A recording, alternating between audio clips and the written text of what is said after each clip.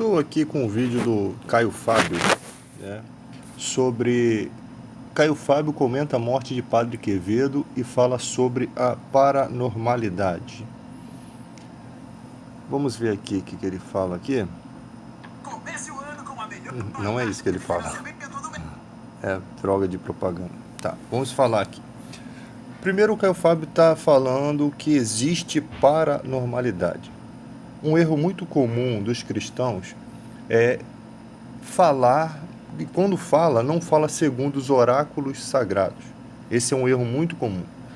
Nesse vídeo, que depois vocês podem ver aí, que está aqui, ó. Não sei se vai dar para vocês verem. Aqui, ó. Ele fala que algumas pessoas têm essa paranormalidade, né? E que esse discernimento de espírito é um fruto do Espírito Santo, negativo. Os frutos do Espírito Santo, o mundo não conhece o Espírito Santo, não pode ver nem entende. Isso as Escrituras dizem. Então, aquele que fala, fale segundo os oráculos sagrados.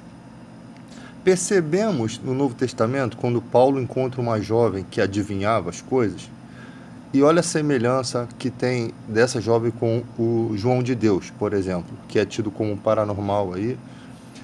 Essa jovem, toda vez que Paulo saía para oração, e ele queria fazer isso escondido, né? Porque ele não saía entrando pelas cidades, que tinha cidades que não recebiam o evangelho, não aceitava a pregação.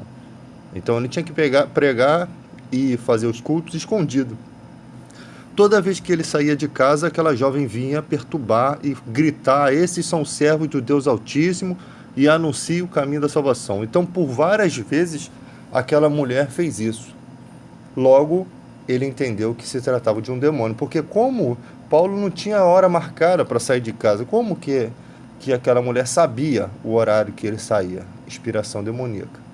Então, estava perturbando o evangelho, então era algo contra Deus, né?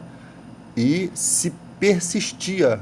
Então Paulo relata isso para a gente ter um conhecimento de que isso pode acontecer com você no futuro. E também porque Deus queria libertar aquela mulher que era escrava. Quando Paulo expulsa o demônio daquela mulher, ela parou de adivinhar tudo. Então, aquilo que para as pessoas se era uma coisa paranormal ou até uma inspiração divina, não passava de uma manifestação demoníaca. Como você vê pessoas aí cartomantes, pessoas que adivinham a mão, isso não vem de Deus, porque adivinhação é proibido. Nenhuma profecia é de particular elucidação. Você não pode dizer nada se Deus não revela. Ele é onipotente, onisciente e onipresente. Ele conhece o futuro, o destino, tudo. Só Ele. Então, a Bíblia diz: homens santos falam da parte de Deus. Então, quando você vai falar uma profecia, Deus me revelou. É impossível que não aconteça. Ah, mas tem como é que é o nome da mulher que eu esqueci? Esqueci, vá não sei o quê. Uma mulher cega aí que adivinha as coisas, que já morreu, não sei se já morreu, sei lá. Mama, não sei o quê. Ela adivinhava as coisas, errou muitas profecias, não é de Deus. Nenhuma profecia é de particular elucidação, você não erra a profecia. Se não é de particular elucidação, interpretação, não vem de você mesmo, você diz: Deus assim revelou. Se não acontecer, não é Deus. É simples assim. 100% de chance de acerto quando a profecia é de Deus. O resto não é de Deus. Deus é perfeito. Então aprenda isso. Ah, o cara adivinhou que o avião ia cair, ia fazer... Isso é falcatrua do mundo. Isso, sei lá, se é uma inspiração demoníaca, não sei como é que funciona isso, probabilidade. Mas a Bíblia diz: aquele que fale segundo os oráculos sagrados. Eu não posso ficar pegando texto de psicologia, texto de paranormalidade, parapsicologia, e ficar tentando entender as coisas espirituais por meio desses enganos. Por quê? O homem natural não entende as coisas do espírito. A Bíblia é a sagrada escritura. Aquele que fale segundo os oráculos sagrados. Então eu vou consultar os oráculos sagrados. Se houver resposta acerca do que eu preciso, né, às vezes nem é que você precisa, se houver resposta para isso, bem. Se não tiver, vou me contentar em viver no mistério, né? Então não foi Deus que revelou. Então quando Paulo expulsa o demônio daquela mulher, ela parou de adivinhar tudo. Foi o maior problema que Paulo arrumou naquela cidade. Porque os homens que faziam níveis de prata, eu acho que era a deusa Diana que faziam esses níveis de prata para uma deusa Diana. Ou seja, viram que a esperança de lucro deles se desfez, porque aquela mulher não adivinhava mais nada. Eles espancaram Paulo, arrumaram um problema. Por quê?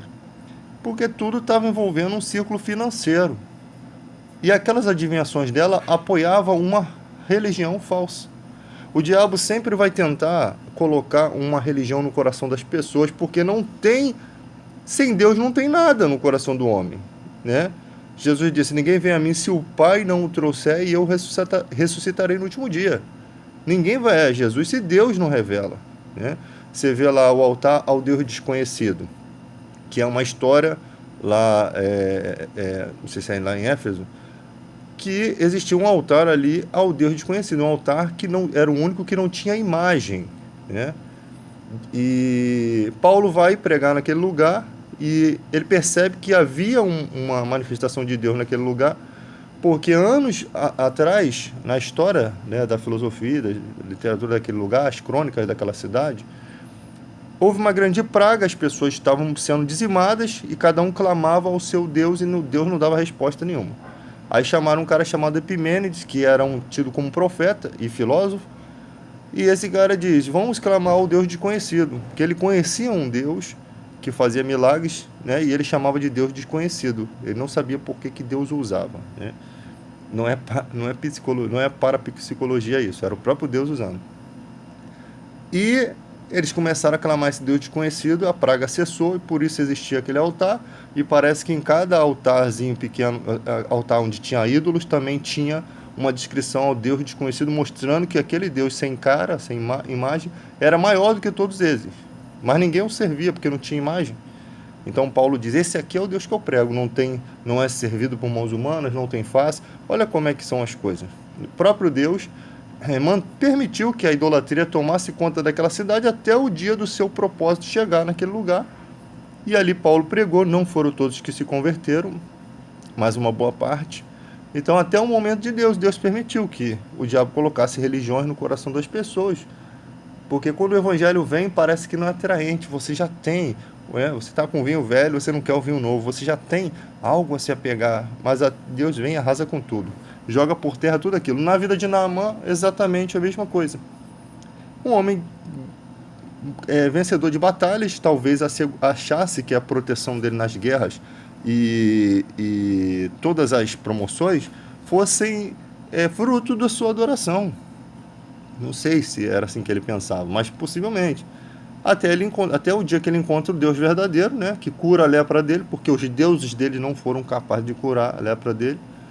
O nosso Deus é capaz de todas as coisas, não é impossível para ele. Com certeza na mente de Naamã devia ter ficado: poxa, o que eu mais quero eu nunca consigo, né, me livrar dessa lepra. Eu posso ter condecorações, mas o soldado mais raso é mais feliz do que eu. Imagina o Naamã para arrumar uma esposa, tendo um leproso. Quem vai querer namorar um leproso? Imagina que ele de repente nem poderia tomar banho sem roupa, sei lá, como é que era a vida de um leproso, devia ser difícil, né? Eu nem sei como é que o leproso andava sem, assim, no caso ali a lepra era o corpo todo, né? Não era só a mão. Eu não sei como é que o leproso andava no meio do povo, né? Então ele mergulha no Rio Jordão, é lavado totalmente, diz que a pele dele ficou como a pele de uma criança, porque Deus é perfeito, faz tudo mil maravilhas. Então você vê, nunca mais ele ofereceu sacrifício a outros deuses, porque ele encontrou o Deus verdadeiro. Então Deus vem e arrasa com tudo que está errado, né? Aquilo que você crê de errado. Então o Caio Fábio, ele diz que isso pode ser um dom de discernimento do Espírito. Não pode, porque isso vem de Deus e é para aqueles que nasceram de novo. Não pode. O discernimento de espírito muitas vezes é usado na igreja quando uma pessoa acha que está endemoniada, cai no chão, começa a fazer voz de demônio, e o cara entende que não tem demônio ali e diz: oh, tem demônio, não pode levantar. O cara fala: pode se levantar? Mas pode, não tem demônio não. A pessoa acredita que tem demônio, por ela às vezes está passando por um monte de coisa na vida, e ela até faz voz e, sabe, coisa de louco. Tem gente que é maluco, tem gente que tu não pode confiar, né? E o discernimento de espírito faz o cara entender, com a experiência no trabalho ali, de que não há demônio ali. Isso daí é relato de outros cristãos, porque eu nunca vi isso, mas eles relatam que é dessa forma, né? Eu não tenho esse dom de discernir. A gente tem que ser bem sincero. Se não tem um dom, vou ficar fingindo que tem, né? Tem gente que Deus me revelou, não revelou porcaria nenhuma. Nunca fale que Deus revelou aquilo que não revelou, para você não entrar em juízo, né? Não pode falar, é uma coisa muito séria. Ó, os judeus não falavam o nome de Deus. Você vê muitas citações na Bíblia, reino dos céus. Quando Jesus falava reino de Deus, ele falava para os discípulos.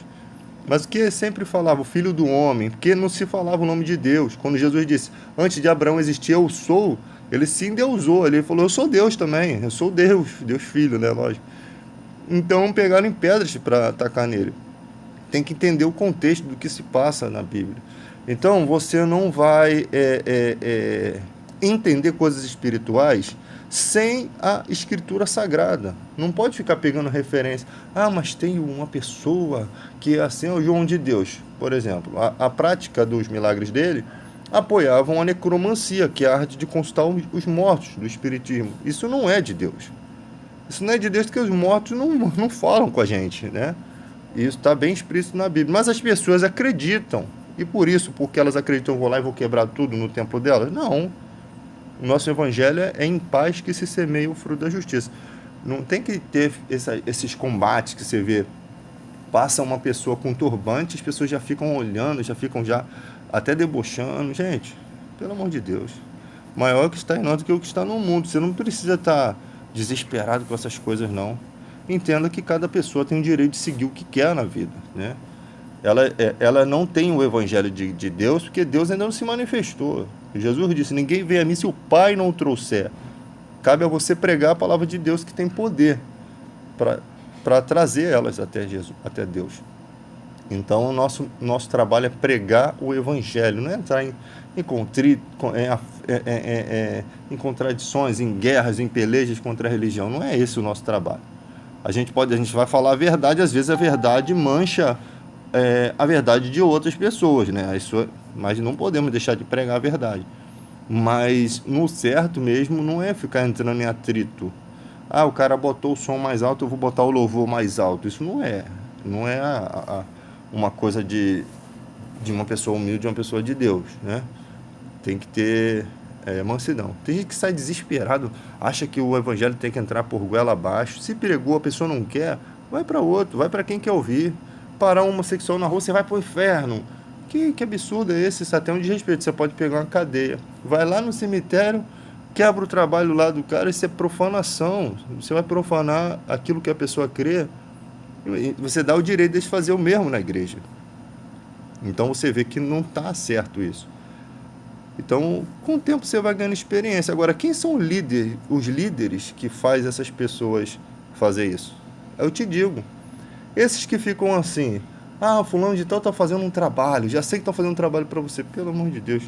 Ou vocês se convertem, ou vocês vão passar a vida toda assim, pensando que sempre tem um mal perseguindo vocês.